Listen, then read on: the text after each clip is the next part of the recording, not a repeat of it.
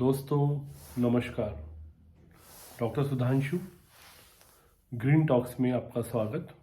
साथियों, जैसा कि आप देख रहे हैं, राजस्थान के अंदर दो मसले बड़ी तेज़ी से सामने आए। एक मसला है नकल माफिया। नकल माफिया किस कदर राजस्थान के अंदर नकल कर रहा है और करवा रहा है। दूसरा है मामला भ्रष्टाचार का।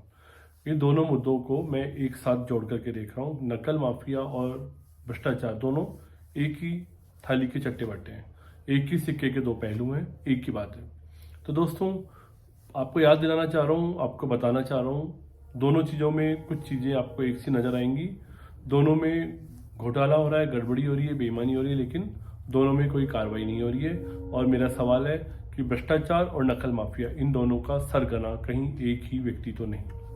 तो साथियों, ये चर्चा इसलिए नहीं लेकर आया हूँ मैं कि कांग्रेस के अंदर लड़ाई चल रही है और एक नेता ने कहा कि सरगना को पकड़ो, दूसरे ने कहा कि सरगना को पकड़ लिया गया है। मेरा मानना है कि सरगना जनता की नज़रों से दूर है, जनता उस तक पहुंच नहीं सकती।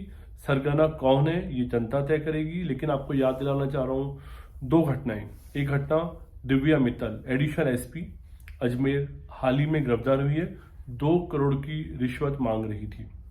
आपको बताना चाहूँगा कि ये कैसे अचानक से एडिशनल एसपी के साथ साथ डाकू भी बन गई। इनके पास में एफआईआर आती है, एफआईआरों के अंदर ये लोग नकली नाम लिख देते हैं, फेक नाम लिख देते हैं और फिर नाम को डिलीट करने के लिए कि आपका नाम इसके अंदर है, आपको गिरफ्तार करेंगे, जेल जाना पड़ेगा। अगर आप जेल से बचना चाहते हो हमें पैसा दो। 2 करोड़ रुपए की रिश्वत मांगी जाती है हरिद्वार के एक व्यापारी से और बार्गेन होता है। उसको कहा जाता है कि बनिए की तरह बार्गेनिंग मत करो, ये बनिए की दुकान नहीं है। देखिए, पूरे वैश्य समाज का अपमान किया जा रहा है। ईमानदारी से, मेहनत से काम करने वाले वर्ग के बारे में यहाँ पर पुलिस अधिकारी कह रही है कि मेरे साथ बार्गेनिंग मत कीजिएगा, ये बनिए की दुकान नहीं है। क्योंकि बनिया तो ईमानदारी से काम करता है और मैं बेईमानी से काम करती हूँ। तो साथियों, आप देख रहे हैं कि ऐसे जो एम्प्लॉयज़ हैं, ऐसे जो पुलिस के अफसर हैं, इनको इनाम के अंदर इनका नाम है। 26 जनवरी को पुरस्कृत किया जाना है बेहतरीन पुलिस अधिकारी के तौर पर। शोर मचने पे नाम काटा गया है। 150 दिन की छुट्टियां इनके जो बॉसेज हैं उन्होंने इनको मंजूर की है। क्यों की है, ऐसा क्या करती हैं?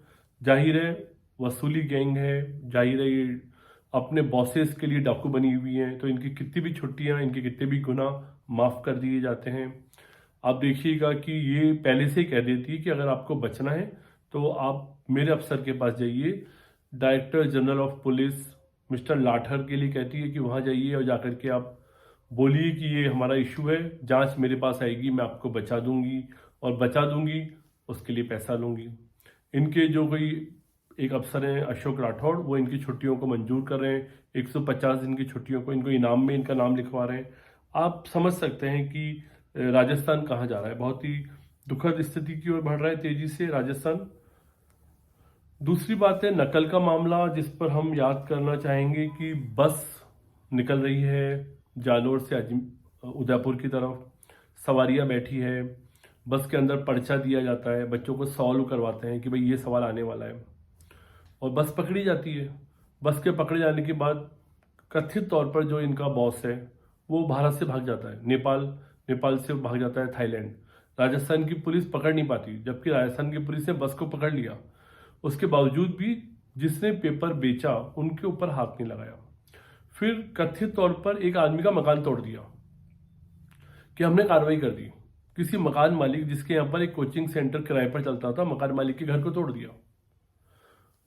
पता नहीं जो गुनहगार था वो थाईलैंड कैसे पहुंच गया बिना पासपोर्ट वीजा के। मकान मालिक का घर तोड़ दिया और ऊपर से जिन लोगों ने चीटिंग की, नकल कर रहे थे, जो बस में लेके लोग घूम रहे थे 57 लोग, उनको 15 दिन बाद ही जमानत भी मिल गई। मामला खत्म हो गया। थोड़े दिन बाद दिव्या मित्तल को भी इसी तरह से जमानत मिल जाएगी, मामला खत्म हो जाएगा। नकल के ऊपर रीट में आपको पता है कि क्या हुआ था, शोर मचा था। बोर्ड के अध्यक्ष ने इस्तीफा दिया था, कहा गया था कि उसकी गड़बड़ी है, घोटाला है। सरकार ने भी माना था कि गलत हुआ है, लेकिन आपने देखा बाद में उनको क्लीन चिट मिल गई, उनको वापस से नियुक्ति मिल गई। जो लोग करप्शन में पकड़े जा रहे हैं, जो लोग नकल में पकड़े जा रहे हैं, उन दोनों लोगों को बहुत जल्दी छोड़ दिया जाता है, उनको बहुत जल्दी माफ़ कर दिया जाता है, उनके ऊपर बेगुनाह होने के टैग लगा दिए जाते हैं, वापस से उनको पोस्टिंग मिल जाती है। भास्कर की एक खबर के अनुसार 2021 में करीब 400 लोगों के ऊपर भ्रष्टाचार के आरोप थे। सरकार ने उन 400 लोगों में से 390 के खिलाफ तो जांच ही नहीं करवाई। जो 10 की कराई है, कोई खबर नहीं है कि किसी को कोई सजा मिलने की बात है क्यों। 18 परीक्षाओं में केंद्र के मंत्री गजेंद्र सिंह के अनुसार पेपर लीक हुआ है। मैंने नहीं सुना कि किसी पेपर लीक के मामले में किसी भी माफिया को पकड़ा गया है क्या, किसी के ऊपर कोई कार्रवाई हुई है क्या। पेपर मामले में भी कुछ नहीं हो रहा। 50 लाख से 1 करोड़ बच्चे परीक्षा देते हैं, परीक्षा देने के बाद पेपर लीक हो रहे हैं। हर पेपर लीक हो रहा है। ये कहना कि वो बस वाला पेपर लीक हो गया, नहीं, ये झूठ है। वो बस 2 दिन पहले भी उसी रोड पर चल रही थी, 4 दिन पहले भी वहीं चल रही थी, तब भी उसमें पेपर आए थे। लेकिन चूंकि एक दिन वाला घटना सामने आ गई है, उसको सरकार ने स्वीकार कर लिया है, बाकी घटनाओं को सरकार नहीं मान रही है। और आप मान के चलिए हर पेपर लीक हो रहा है। हर बड़ा अफसर इसी तरह से झूठी एफआईआर के नाम पर 2-2 करोड़ रुपए रिश्वत ले रहा है। पूरे राजस्थान में भ्रष्टाचार और नकल माफिया ये ताकत बढ़ा रहे हैं, अपनी गरीब जनता को लूट रहे हैं, नौजवानों के भविष्य के साथ खिलवाड़ कर रहे हैं। मुझे नहीं पता राजस्थान की जनता चुप क्यों है, राजस्थान की जनता को गुस्सा क्यों नहीं आ रहा है। कोई जिंदा कौम इस तरह से सो नहीं सकती।